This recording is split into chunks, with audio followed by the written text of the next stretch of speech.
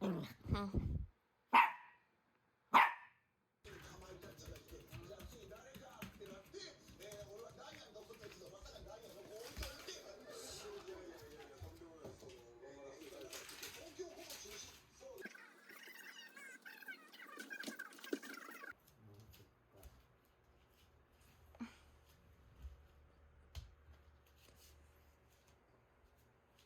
行ってきますね。今めっちゃいい子やね。テッドとね、遊んで。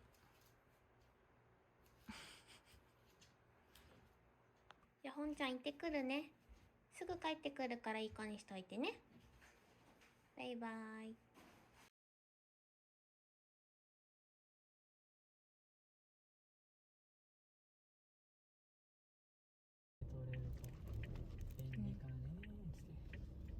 途中まで並んだけどね。けどやっぱ注文したら早いというか。こ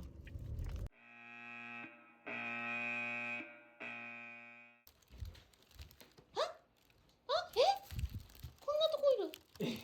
ちょっと、ぽんちゃん、ちょっと、どうしたの？どうして落ちたの？ちょっと待ってね。ぽんちゃん、パソ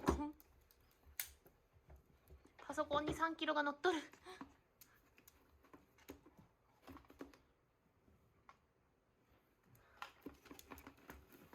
うん、せやな。どうやってそこに行ったん？もうびっくりびっくり。